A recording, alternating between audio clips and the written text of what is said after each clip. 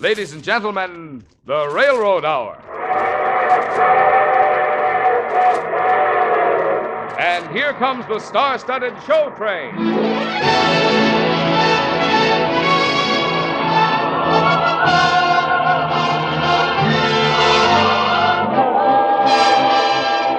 Tonight, the Association of American Railroads presents the great Broadway musical hit, Music in the Air, starring Gordon MacRae and his charming young guest star, Miss Jane Powell. Our choir is under the direction of Norman Luboff, and the music is arranged and conducted by Carmen Dragon. Yes, tonight another top musical success is brought to you by the American Railroads, the same railroads that bring you most of the food you eat, the clothes you wear, the fuel you burn, and all the other things you use in your daily life. And now here is our star, Gordon MacRae.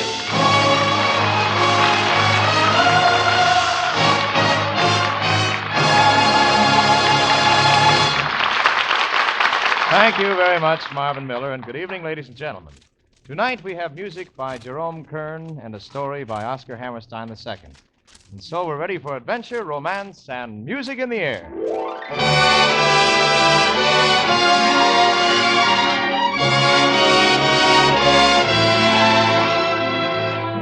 Our curtain rises on the picturesque mountain village of Edendorf, deep in the Bavarian Alps, where I happen to be a school teacher named Carl Rader. A mighty lucky school teacher, too, because my sweetheart is the petite and charming motion picture star, Janie Powell. Why, thank you, Carl. Oh, you're welcome, Sieglinde. That's Janie's name in the story, Sieglinde. But you see, I'm sort of a bashful schoolmaster, more at home with a multiplication table than with a girl. And every time I see the beautiful Sieglinde, I don't know, I get a lump in my throat, so I can't really say the things I feel inside me. I remember one day I was coming up to Sieglinde's house to bring something to her father, Dr. Lessing. Hello, Carl. Oh, hello, Sieglinde. Well, you should have told me you were coming to see me. I'd have been home sooner. Well, you see, I didn't exactly come to see you. Oh? I came to see your father. Well, if you'd rather see my father than see Oh, no, me, Sieglinde, you don't understand. I mean, I always say the wrong thing when I'm close to you. Oh, Carl. Carl, don't be bashful. Tell me what you're trying to say.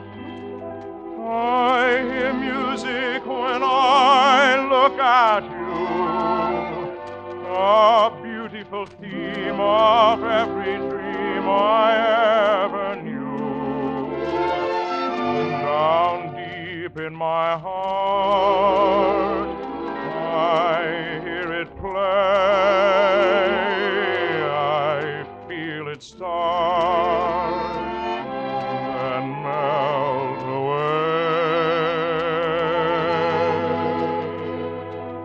I hear music when I touch your hand, a beautiful melody from some enchanted land. Down deep in my heart, I hear it say, is this the day?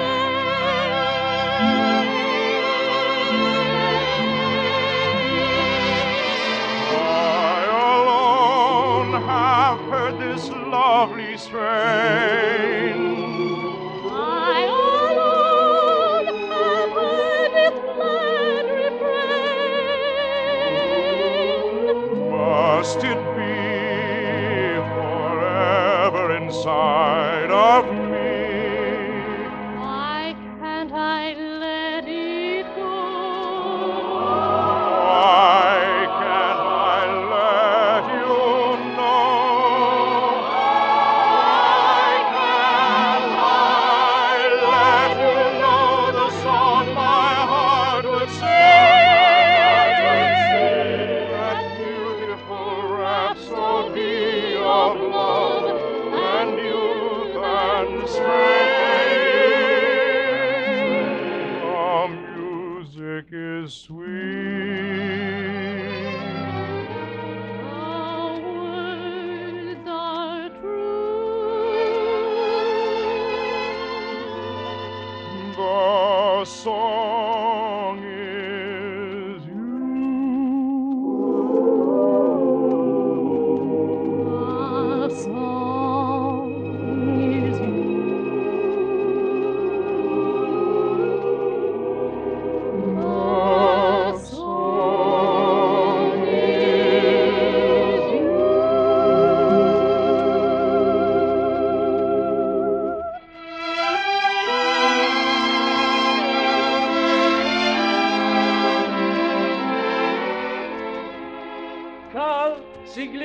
is that you? Yes, Father. I've finished the words, Dr. Lessing. So soon. That's wonderful. Carl, did you write words for one of Father's compositions? Well, I hope what I've written is worthy of the greatest composer in Edendorf. Oh, Carl, I am the greatest composer in Edendorf because I'm the only composer in Edendorf. Let me hear your lyric, Carl. I'll be out in the kitchen. No, Sieglinde, stay. I want you to hear this, too, because even though you don't know it, you helped me write the words. I've told every little star just how sweet I think you are. Why haven't I told you? I've told ripples in a brook, made my heart an open book. Oh, why haven't I told you? Friends ask me, am I in love? I always answer yes. Might as well confess. If I don't, they guess. Maybe you may know it too. Oh, my darling, if you do, why haven't you told me? Sieglinde, you and Carl sing it together. All right. I make up things to say on my way to you. On my way to you, I find things to say. I can write poems too when you're far away. When you're far away, I write poems too. I've told every little star just how grand I think you are. Why haven't I told you? I've told ripples in the brook, made my heart an open book. Oh, why haven't I told you? Friends ask me, am I in love? I always answer yes. Might as well confess. If I don't, they guess. Maybe you may know it too. And oh, my darling, if you do, why haven't you told me?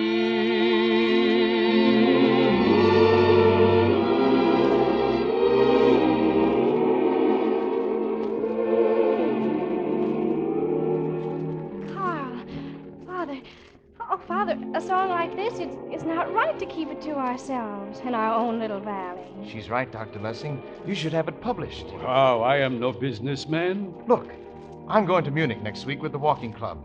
And Dr. Lessing, if you came with us, why... I should walk to Munich 60 miles? You think I'm a schoolboy? Oh, we'll take our time, a week or more. I have not been there for 20 years. My old school friend Ernst Mahler is a music publisher in Munich. Why, then you must come and give him the song. And Sieglinde must come to sing it for you. Oh, please, Father. Please, huh? Somehow I feel this is a wrong thing to do. It will bring sadness to us. Well, how, Dr. Lessing? It can only make you famous. Oh, it'll be a wonderful holiday for all of us. There's a hill beyond the hill, beyond the hill, beyond the hill. If your limbs are young and strong, follow along, follow along. There's a dream beyond the dream, beyond the dream, beyond the dream. If your heart is young and gay. Beyond the hill, beyond the hill, beyond the hill. If your limbs are young and strong, follow along, follow along. There's a dream beyond the dream, beyond the dream, beyond the dream. If your heart is young and gay. Follow along, follow along, follow along.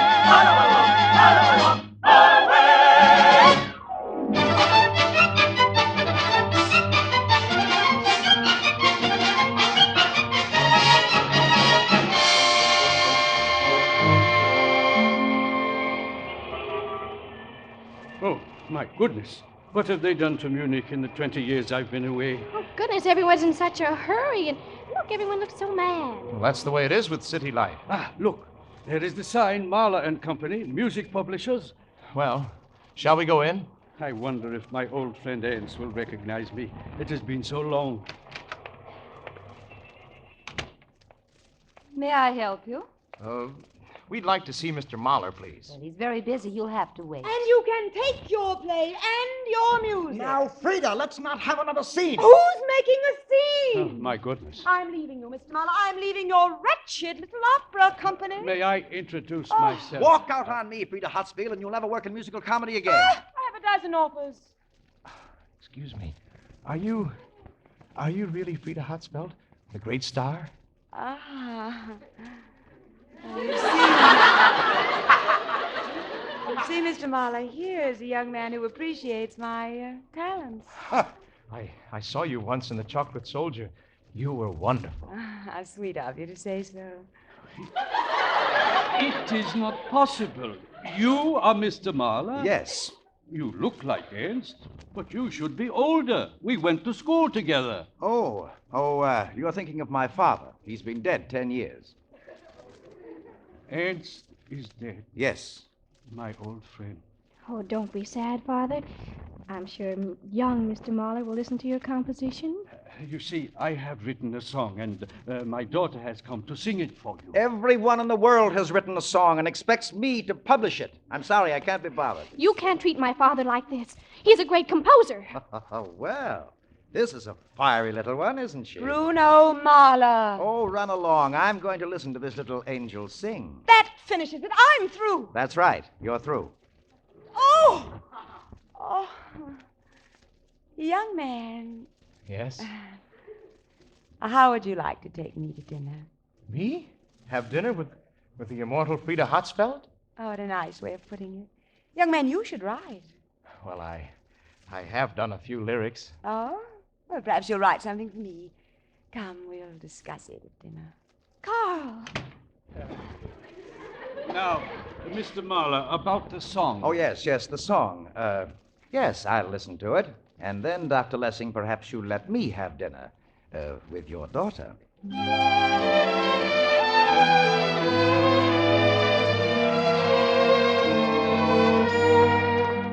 Are you having a good time, Carl? Yes.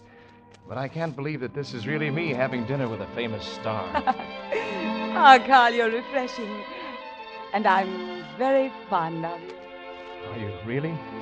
Do you know what's been happening to me, Frida, while we walked in the park? No, tell me, Carl. I hear music when I look at you. A beautiful theme of every dream I ever knew.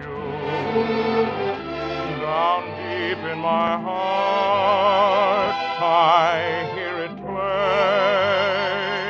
I feel it start, then melt away.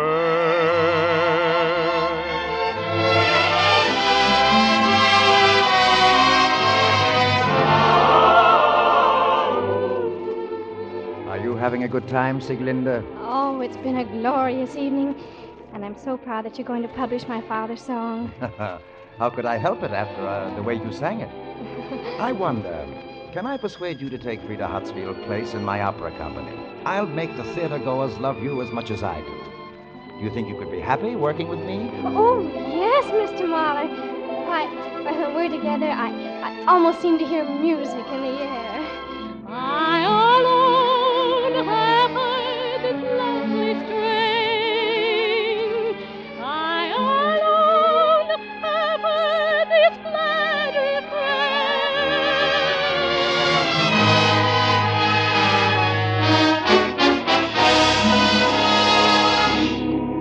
refrain. This is working out all wrong. I always thought that Carl and my Sieglinde, that they should sing their songs to each other, not to strangers. Oh, we never should have come here. We should have stayed in Edendorf. Why can't I let you know the song my heart would sing? That beautiful rhapsody of love and youth and The music is sweet, the words are true, the song is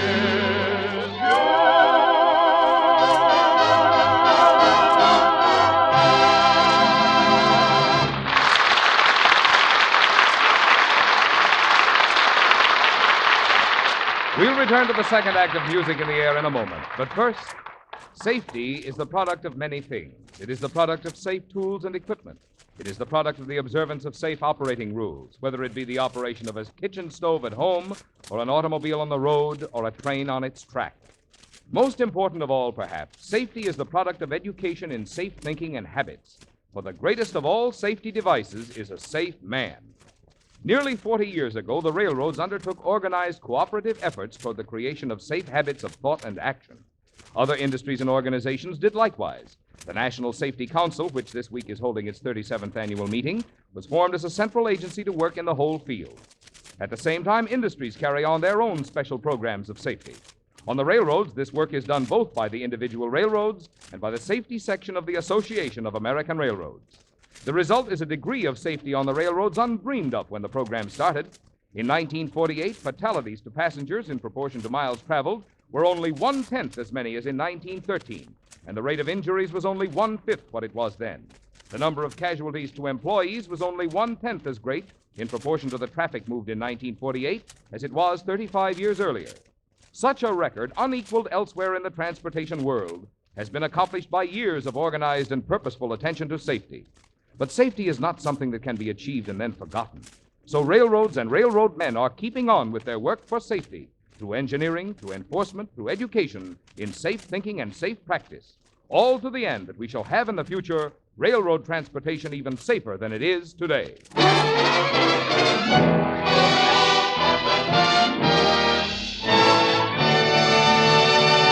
Now here is Act Two of Music in the Air, starring Gordon MacRae as Carl Rader and his guest star Jane Powell as Sieglinde.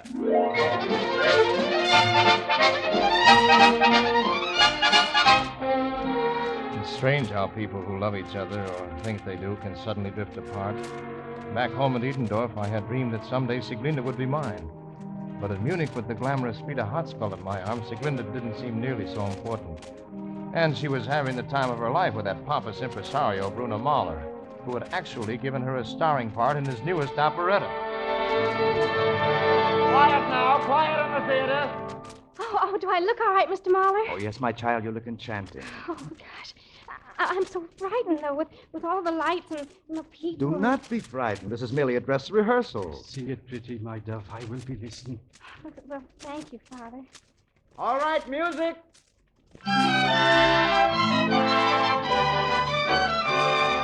A warm spring night was stirred by a breeze, and love was born. A moon in flight was caught in the trees, and love was born. A lark sang out, and through the mist a sigh became a sigh kiss, and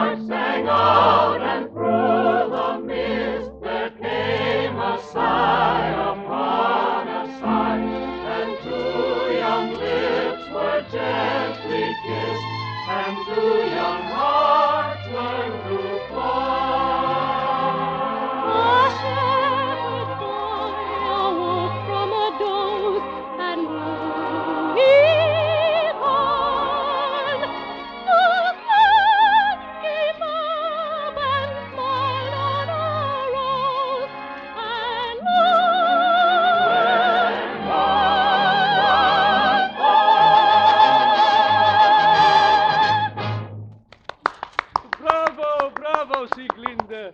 Didn't she sing that beautifully, Mr. Mahler? Yes, she sings magnificently. But I'm afraid she won't do.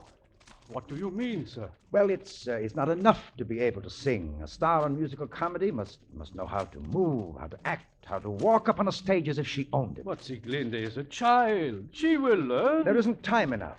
Oh, if I could only get Frida Hatzfeld. I thought you hated her. I do. I would give my arm not to be dependent upon her. But do you realize what makes her great? She's played every little town in Europe. She's been hissed and booed off stages. She's starved between jobs. But finally, after years of work, she's become Frida Hatzfeld, the famous prima donna. And so, my dear, it was wrong of me to expect you to take her place, a child who never saw a stage until a few weeks ago. I'm so ashamed. Sieglinde? Oh, Sieglinde, what's wrong? Carl. Oh, you tell him, Father. Schoolmaster, have you seen Frida Hatzfeld? Do you know where she is? Oh, yes. Good. At her hotel. She's packing her bag to go to Vienna. Oh, I only hope I'm in time to stop her. I don't understand. What's going on here? They don't want me to play the part. There, They child. said I'm not good enough. I'm sorry, Sieglinde. But we don't belong here. We belong in our own little village in Edendorf. Now that you're tired of your Frida Hatzfeld, I suppose you want to go home, Yes, Sieglinde. Well, I don't know what to do. Oh, come, Father, please. Please, I want to get away from here. But Sieglinde. Sieglinde. We belong together, we're happy together, and life is a song.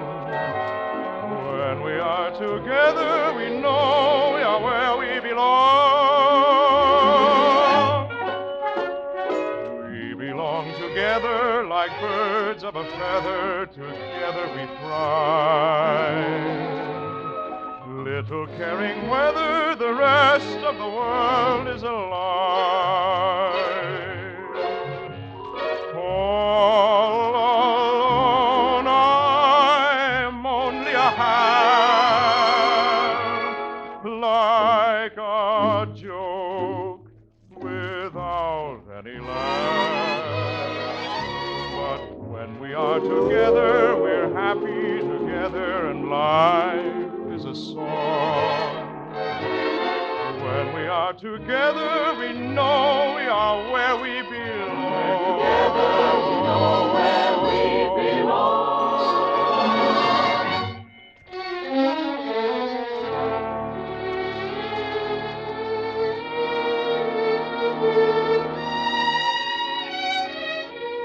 On the long, lonesome road back to Edendorf, I thought how much I hated all great cities and all prima donnas of musical comedy, because they had separated me from my Sieglinde.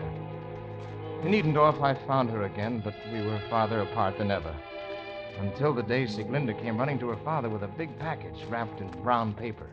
Father, look what came in the post. From Munich. What can it be? Oh, your song. All printed and published. And a letter from Mr. Mahler. Oh, what is We that? are sending this all over the world. We expect to sell thousands of copies. Oh, Father. Oh, congratulations. You must not only congratulate me, my child. What about the man who wrote the words to the song? I don't want to talk to Carl. He doesn't care anything about me. Nonsense. The whole village is talking about how sad our schoolmaster is because you won't talk to him. He is so gloomy with his lessons, a whole generation is being depressed. Well, we can't let that happen. Of course not. Now take this music and show it to your car.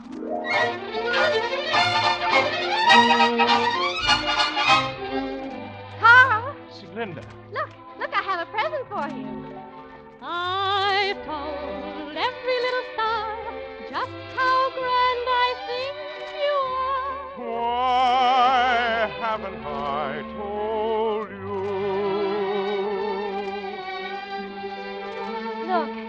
Look, it says music by Dr. Walter Lessing. Words by Carl Rader. Oh, it's your song, Carl. Oh, no, my darling. You were the inspiration, both for your father and for me. Sieglinde, the song is you. I alone have heard this lovely strain. I alone have heard this glad refrain.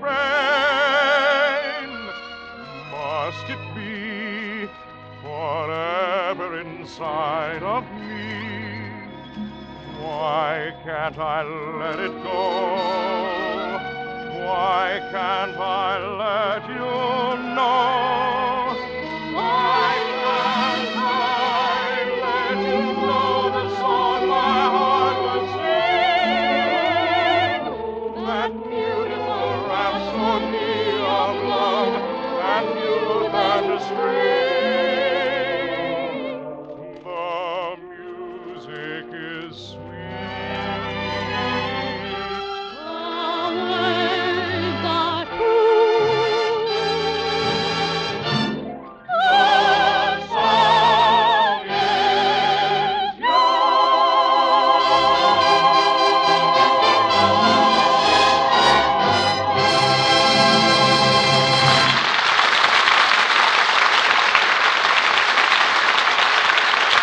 Thank you, ladies and gentlemen.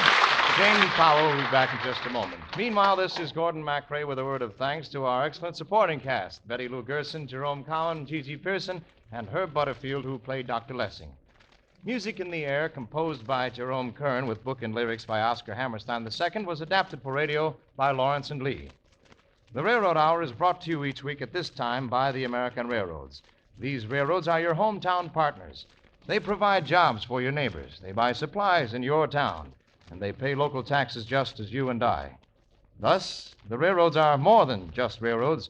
They are citizens, and mighty important citizens, in your own hometown. Now, here again is lovely Jane Powell.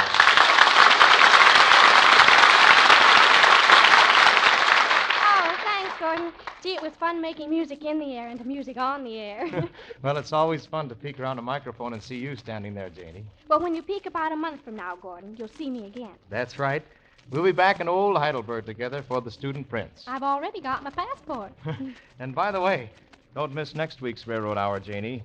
We'll have Kenny Baker and Lucille Norman in one of America's favorite operettas, Blossom Time. You know what? I'll have my head right inside that radio. All aboard! Well, good night, Janie. It looks as though we're ready to pull out. And so until next week, goodbye.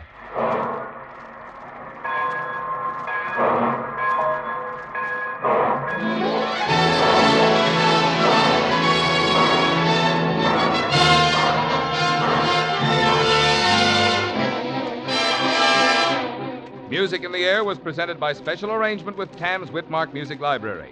Gordon MacRae is now being seen in the Warner Brothers Technicolor production, Look for the Silver Lining. Jane Powell appeared by arrangement with Metro-Goldwyn-Mayer, producers of The Red Danube, starring Walter Pidgeon, Ethel Barrymore, and Peter Lawford. Our choir is under the direction of Norman Luboff, and our music is arranged and conducted by Carmen Dragon. This is Marvin Miller saying goodbye until next week for the Association of American Railroads. And now keep tuned to your Monday night of music on NBC.